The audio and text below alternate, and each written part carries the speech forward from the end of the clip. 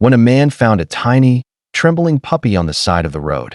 He thought he was simply saving a stray. For a year, he raised it with love, watching it grow. But when the truth of what he had really rescued came out, it shocked everyone, including him. It was late afternoon when Michael spotted movement along the side of a country road. At first, he thought it was just a shadow flickering in the tall grass. But then he heard it, a faint, pitiful whimper that tugged at his chest.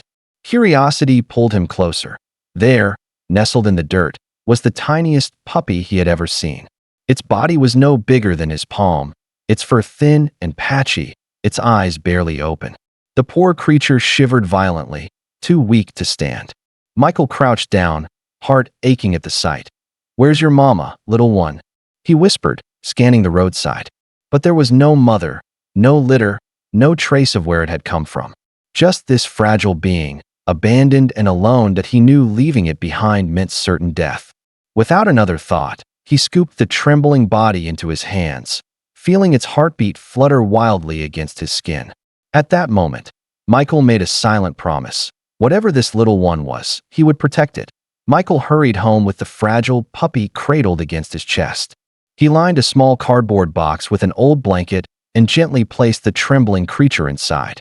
Its tiny body curled immediately into the fabric, releasing a soft whimper that pierced his heart that he warmed some milk, carefully dripping it from a bottle into the pup's mouth. At first, it resisted, weak and unsure. But hunger took over, and soon it suckled greedily, its tiny paws pushing against the bottle as if fighting for survival.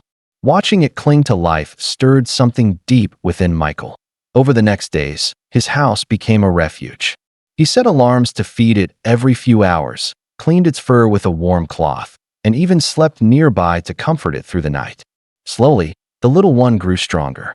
Its eyes opened wider, and it began stumbling clumsily around the box, tail twitching by the end of the week. The puppy would nestle in his hand and drift into sleep, trusting him completely. Michael smiled, unaware that this was only the beginning of an unbelievable journey. At first, everything about the little one seemed normal enough. Small barks, playful wiggles, clumsy paws. But as the weeks passed, Michael began to notice quirks that set it apart from any puppy he had ever known. Unlike most dogs, it rarely wagged its tail.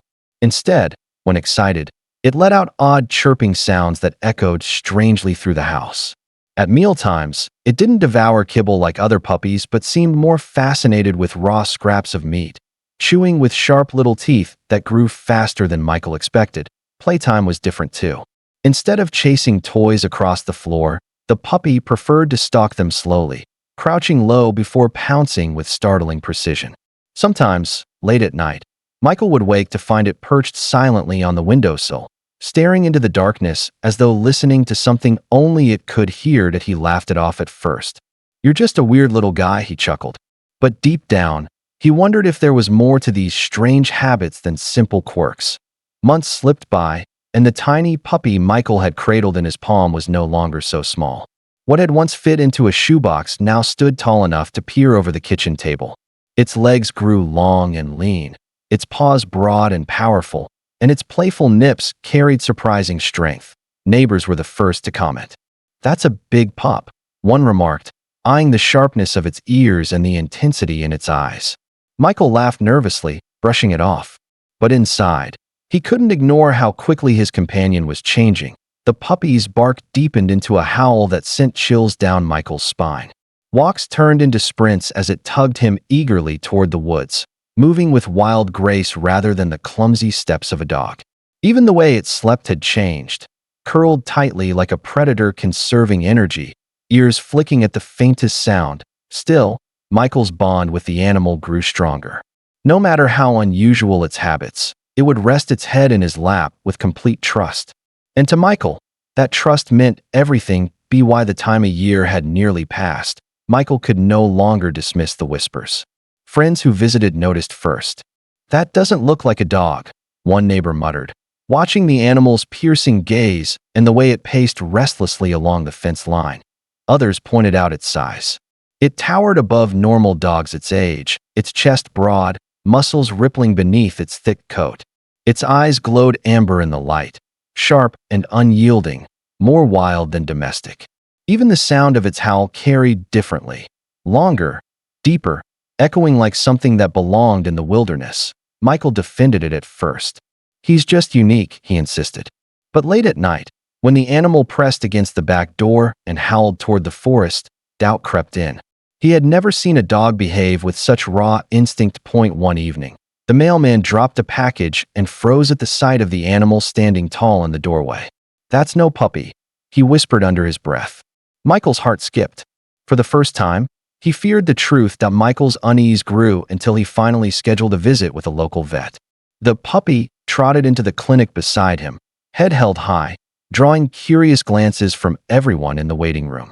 The vet's eyes widened the moment she saw the animal, and silence hung heavy as she circled, inspecting carefully. "This isn't a dog," she said finally, her voice steady but firm. "It's a wolf." Michael blinked, stunned. The words echoed in his head, impossible to accept.